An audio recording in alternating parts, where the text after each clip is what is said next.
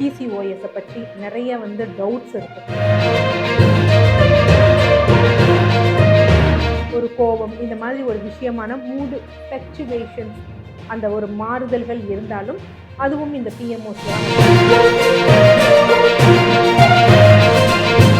அப்புறம் தோள்களில் மாற்றம், ஸ்கின்ல நம்ம நிறைய தடவை சொல்லியிருக்கோம்.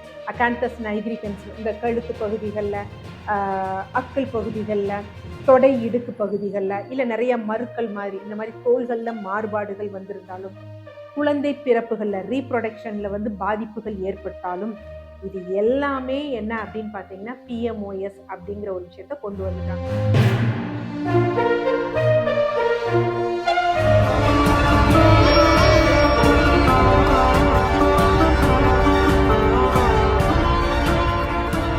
டிசிஹெச் வியூவர்ஸ் அனைவருக்கும் வணக்கம். தொடர்ந்து நமது சேனலுக்கு அளித்து வரும் ஆதரவிற்கு மனமார்ந்த நன்றி. ஸோ இந்த பதிவில் எதை பற்றி பார்க்க போகிறோம்னா, பிசிஓஎஸை பற்றி நிறைய டவுட்ஸ் இருக்கும்.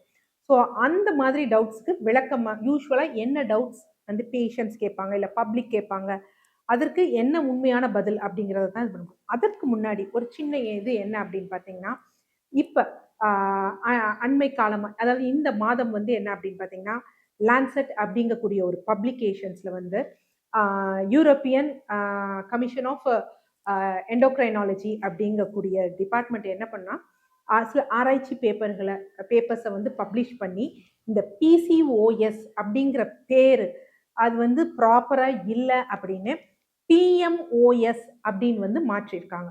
ஸோ இனிமேல் பிசிஓஎஸ் அப்படிங்கிறது கிடையாது, பிஎம்ஓஎஸ் தான். ஏன் அப்படின்னு பார்த்தீங்கன்னா, இந்த பிசிஓஎஸ் அப்படிங்கிறப்ப ஏதோ செனப்பை ஓவரி மற்றும் சம்பந்தப்பட்ட ஒரு விஷயம் அப்படின்னு, பட் நம்ம பல பதிவுகளை சொல்லியிருக்கோம், இது சினைப்பை மற்றும் சம்பந்தப்பட்ட விஷயங்கள் கிடையாது, இது ஓவராலா சம்பந்தப்பட்ட ஒரு விஷயம். ஒரு பிசிஓஎஸ் இருக்கக்கூடிய பெண் குழந்தையை, ஒரு சர்க்கரை நோயாளியை நம்ம எப்படி அணுகிறோமோ, சிகிச்சைக்கு நம்ம எப்படி அணுகிறோமோ, உணவு முறைக்கு எப்படி அணுகிறோமோ அப்படிங்கிறத அப்படிதான் நம்ம பார்க்கணும். ஸோ அதைத்தான் இன்று பார்த்தீங்கன்னா இந்த பிராக்ல நடந்த இந்த யூரோப்பியன் கமிஷன் ஆஃப் எண்டோக்ரைனாலஜியும் சொல்லப்பட்டிருக்கு. என்ன அப்படின்னு பார்த்தீங்கன்னா, PMOS, poly endocrine metabolic ovarian syndrome. அதாவது எண்டோக்ரைன், அதாவது தாரைக்குள் சுரக்கக்கூடிய அந்த ஹார்மோனல் செக்ரேஷன்ஸுக்கு பார்த்தீங்களா, அதுவும் நம்ம மெட்டபாலிசம், அதே மாதிரி நம்ம உடம்புடைய ஓவரி, இது எல்லாவற்றிலுமே மாறுபாடுகள் இதில் ஏற்படும் அப்படின்னு. ஸோ இதில் என்னென்ன சில ஃப்ளக்சுவேஷன்ஸ் அவங்களுக்கு மெயினாக இருக்கலாம் அப்படின்னு பார்த்தீங்கன்னா, ஃபர்ஸ்ட் ஹார்மோனல் இம்பேலன்ஸ். ஒரு பெண்ணுக்கு பீரியட்ஸ் தான் இதாக வரணும் அப்படிங்கிறது கிடையாது. அவங்க எந்த ஒரு ஹார்மோனாலும் சரி, அது தைராய்டு ஹார்மோனாலும் அந்த 10 வயதுகள்லையோ இல்லை அந்த மாதிரி விஷயங்கள்ல இருந்தது அப்படின்னா அதுவும் நம்ம பிஎம்ஓஎஸ்ஸாக தான் பார்க்கணும். அடுத்து வெயிட். ஸோ வெயிட் ஒரு சீராக இல்லாமல் அதிக அளவு வெயிட் போடுறது, இல்லை அவங்க உடல் எடை உயரத்திற்கு ஏற்றவாறு இல்லாமல் திடீர் எடை அதிகரிப்பு, ஒல்லியாக இருந்தாலும் அவங்க அண்டர் வெயிட்டாக இருந்தாலும் திடீர் எடை அதிகரிப்பு, ஸோ இந்த மாதிரி அவங்களுக்கு இருந்தாலும். அடுத்து மெட்டபாலிசம். அவங்க இந்த மெட்டபாலிசத்தை நம்ம எப்படி இது பண்ணலாம் அப்படின்னு பார்த்தீங்கன்னா, திடீர்னு பார்த்தீங்கன்னா ஒரு அந்த குளிர், வெயில், இதெல்லாம் அந்த பேரிங் கெப்பாசிட்டி ரொம்ப கம்மியாக இருக்கும். நார்மலாக இருக்கக்கூடிய ஒரு சூழ்நிலையில் கண்டிஷனில் இருப்பாங்க, ஆனால் ரொம்ப குளிருதுன்னு சொல்லுவாங்க. ஸோ அந்த மாதிரி இருந்தாலும் அது இந்த பிஎம்ஓஎஸ்ல தான் வந்துடும். இது இல்லாமல் பார்த்தீங்கன்னா ஒரு சீரான மனநிலை இல்லாமல், ஒரு கோபம், இந்த மாதிரி ஒரு விஷயமான மூடு ஃப்ளக்சுவேஷன்ஸ், அந்த ஒரு மாறுதல்கள் இருந்தாலும் அதுவும் இந்த பிஎம்ஓஸ்ல தான் வரும். அப்புறம் தோள்களில் மாற்றம், ஸ்கின்ல நம்ம நிறைய தடவை சொல்லியிருக்கோம், அகாந்தஸ் நைக்ரிகன்ஸ் இந்த கழுத்து பகுதிகளில், அக்கல் பகுதிகளில், தொடை இடுக்கு பகுதிகளில், இல்லை நிறைய மருக்கள் மாதிரி இந்த மாதிரி தோள்களில் மாறுபாடுகள் வந்திருந்தாலும், குழந்தை பிறப்புகளில் ரீப்ரொடக்ஷனில் பாதிப்புகள் ஏற்பட்டாலும், இது எல்லாமே என்ன அப்படின்னு பார்த்தீங்கன்னா பிஎம்ஓஎஸ் அப்படிங்கிற ஒரு விஷயத்த கொண்டு வந்துட்டாங்க. ஏன் அப்படின்னு பார்த்தீங்கன்னா, ரொம்ப நாளாக இது ஒரு இது விஷயம், ஏன் பொண்ணுக்கு பிசிஓஎஸ்ங்கிறாங்க, பிசிஓடிங்கிறாங்க, நீர்க்கட்டி உள்ள கட்டி இருக்காங்க. ஸோ அப்படி இல்லை, இனிமேல் பிசிஓஎஸ் பிசிஓடி கிடையாது, பிஎம்ஓஎஸ் தான். ஓகே, இதில் நார்மலாக எழக்கூடிய கேள்விகள் என்ன அப்படின்னு பார்ப்போம். இப்போ பிசிஓஎஸ் நம்ம முன்னாடி சொன்னதுக்கே சொல்கிறோம், பிசிஓஎஸ்ன்னு இருந்தது அப்படின்னா என் பொண்ணுக்கு பார்த்தீங்க அப்படின்னா சினைப்பையில் நீர்க்கட்டி இருக்கணுங்கிற அவசியம் இருக்கா அப்படின்னா கிடையவே கிடையாது.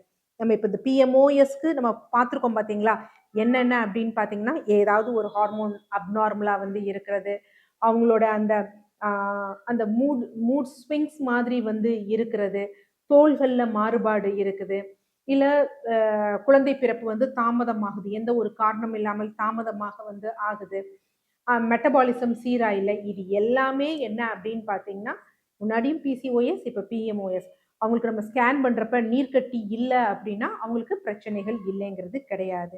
அடுத்து, உடல் பருமன் இருக்கக்கூடிய பெண்களுக்கு மட்டும்தான் இது ஏற்படுமா அப்படின்னா கிடையவே கிடையாது. ஒரு உதாரணத்துக்கு வந்து நான் சொல்றேன். இப்போ ஒரு பெண் இருக்காங்கன்னு வச்சுக்கோங்களேன். அவங்க ஒரு 169 சென்டிமீட்டர் வந்து ஹைட் வந்து இருக்காங்க. ஸோ அந்த 169 சென்டிமீட்டர் இருக்கக்கூடிய ஹைட் இருக்கக்கூடிய பெண்மணி வந்து ஸோ இன்றைக்கு இருக்கக்கூடிய கால்குலேஷன்ல அவங்க வெயிட் எவ்வளோ இருக்கலாம் அப்படின்னு பார்த்தீங்கன்னா, ஒரு 69லேருந்து 72 கிலோவுக்கு வந்து இருக்கலாம். ஆனா அந்த பெண் வந்து ஒரு 50 கிலோவுக்கு வந்து இருக்கிறாங்க. இப்படிதான் இருக்கிறாங்க. அவங்க ஏஜ் அட்டெண்ட் நார்மலா ஆக்டிவா தான் இருக்காங்க.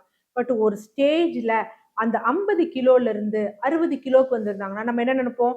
ஓ! அவங்க பார்க்க நல்லா இருக்காங்க அப்படின்னு நினைப்போம். ஆரோக்கியமாக.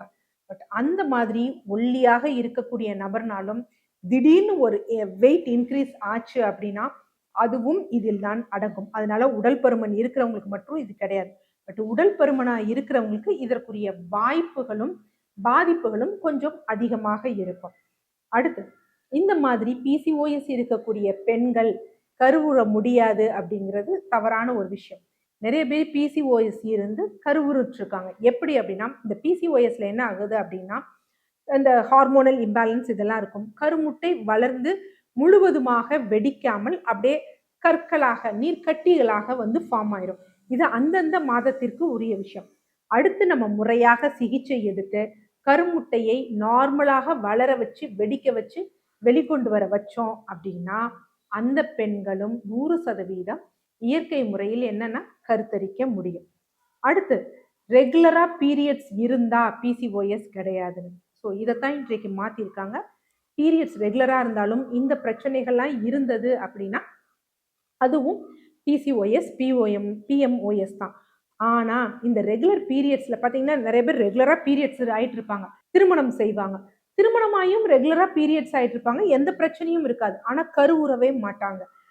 சில பேர் என்ன செய்வாங்க, திடீர்னு ஒரு பீரியட்ஸ் ஒரு வாரம் தள்ளி போச்சு அப்படின்னா, அவங்களே என்ன பண்ணுவாங்க அப்படின்னா, ஆ கன்சீவ் ஆனோம். இப்ப இல்ல அப்படின்னு. ஆனா அவங்க கார்ட் டெஸ்ட் பண்ணியிருக்க மாட்டாங்க. எதுவும் பண்ணியிருக்க மாட்டாங்க. ஸோ அதனால என்ன அப்படின்னா, ரெகுலர் பீரியட்ஸ் இருந்தாலும் கருமுட்டை அந்த வெடிக்குதா, ஓவுலேஷன் ஆகுதா அப்படிங்கிறத பார்க்கணும். இதை யூசுவலா என்ன சொல்லுவாங்கன்னா, ஆன்ஓவுலேட்டரி பீரியட்ஸ் அப்படின்னு சொல்லுவாங்க. கருமுட்டை அந்த இது வெடிக்காமலே பீரியட்ஸ் வந்து வரும். ஸோ இது வந்து நார்மலா திருமணமான பெண்கள்னா நம்ம வந்து ஃபாலிகுலர் ஸ்டடி பார்ப்போம். கருமுட்டை வளர்ந்து அதோடைய உரிய வளர்ச்சியை அடைந்து வெடிக்குதா அப்படிங்கிறத பார்ப்போம். ஆனா திருமணம் ஆகாத பெண்களுக்கு, இல்ல திருமணம் எதிர்நோக்கி இருக்க பெண்களுக்கு இது ஒரு டவுட்டா இருக்கும். ஸோ நார்மலா இதுக்கு என்ன அப்படின்னு பார்த்தீங்கன்னா, ஐ கிட், ஓவுலேஷன் கிட்ன்னு இருக்கு. ஸோ அப்ப நீங்க இப்ப ஒரு 28 நாள் சைக்கிள் அப்படின்னா, 10வது நாள்ல இருந்து மதியம் உங்களுடைய யூரினை கலெக்ட் பண்ணி நீங்க அந்த கார்ட்ல இது பண்ணி பார்த்தீங்கன்னா, 2 கோடு வந்துச்சு அப்படின்னா, உங்களுக்கு நார்மலா ஓவுலேஷன் ஆகுது அப்படின்னு நீங்க ஓரளவுக்கு ப்ரிப்பேர் பண்ணி வைக்கலாம். ஆனா எல்லா நாளும் நான் போட்டேன் 10வது நாள்ல இருந்து போட்டுக்கிட்டே இருக்கேன். அந்த மாரி வரல அப்படின்னா, உங்களுக்கு ஆன்ஓவுலேட்டரி பீரியட்ஸ் இருக்கு அப்படின்னு உரிய உரிய சிகிச்சை செய்து கொள்வது ரொம்ப முக்கியமான ஒரு விஷயம். அடுத்து நிறைய பேர் என்ன நினைச்சிட்டு இருக்காங்க அப்படின்னா, வெயிட் லாஸ் பண்ணா பிசிஓஎஸ்க்கு ஒரு கம்ப்ளீட் கியூர் கிடைச்சிரும் அப்படின்னு. ஆக்சுவலா பிசிஓஎஸ்க்கு நம்ம உடல் எடையை குறைக்கும் பொழுது நமக்கு ஈஸியா இன்னும் கொஞ்சம் இம்ப்ரூவ்மெண்ட் இருக்கும். ஈஸியா அதுல இருந்து வெளியே வரலாம். இன்சுலின் ரெசிஸ்டன்ஸ் அப்படிங்கிறது வந்து குறைய ஆரம்பிக்கும். அது ஒரு விஷயம். ஆனா உடல் இளைப்புக்கு நம்ம என்ன முறைய அடாப்ட் பண்றோம் அப்படிங்கிறது தான். நிறைய பேர் என்ன பண்ணுவாங்க, உடல் இளைக்கிறேன்னு வெறும் தண்ணியா குடிச்சிட்டு இருக்குது, வெறும் பழங்களா சாப்பிட்டுட்டு இருக்குது, வெறும் காய்கறிகளா சாப்பிட்டுட்டு இருக்குது. அந்த மாதிரி வந்து வெயிட் லாஸ்க்கு ட்ரை பண்ணக்கூடாது. ஆரோக்கியமான உடல் இளைப்புக்கு வந்து ட்ரை பண்ணணும். என்ன அப்படின்னா, நம்ம உடம்பில் இருக்கக்கூடிய அந்த உறுப்புகளில் இருக்கக்கூடிய கொழுப்புகள கரைச்சுட்டு, இந்த கொழுப்புகள் என்ன பண்ணும் அப்படின்னு பார்த்தீங்கன்னா, இன்சுலின் வந்து சுகர வந்து செல்களுக்கு கொண்டு போறதுக்கு ஒரு ஒரு திரச்சீல மாதிரி இருக்கும். அது செய்ய விடாது. ஸோ அப்ப வந்து அந்த மாதிரி கரைக்க வைக்கக்கூடிய வகையில நம்ம உணவு முறை ஃபாலோ பண்ணி, கொஞ்சம் பிசிக்கல் ஆக்டிவிட்டி போட்டு வெயிட் லாஸ் பண்ணோம்னா, கண்டிப்பா ஒரு நல்ல தீர்வு வந்து கிடைக்கும். அடுத்து இந்த பிசிஓஎஸ்ங்கிறது ஒரு தற்காலிகமான பிரச்சனை தான். நம்ம 2, 3 மாசத்துக்கு மருந்து சாப்பிட்டா சரியா போயிடும் அப்படின்னு. ஆக்சுவலா பிசிஓஎஸ் அப்படிங்கிறது ஏதோ 1 நாள், 2 நாள் இந்த ஒரு மாசம் நான் இங்க டிராவல் பண்ணிட்டு வந்தேன் அதனால வந்த பிரச்சனை அப்படிங்கிறது கிடையவே கிடையாது. ரொம்ப நாளா நம்ம செஞ்ச தவறு தான் என்ன அப்படின்னா பிசிஓஎஸ் பிஓஎம்எஸ்ஸா வந்து வெளிப்படுது. அதனால என்ன பண்ணுவாங்க, ரொம்ப நாள் அதாவது பீரியட்ஸ் ரெகுலரா வந்துக்கும்.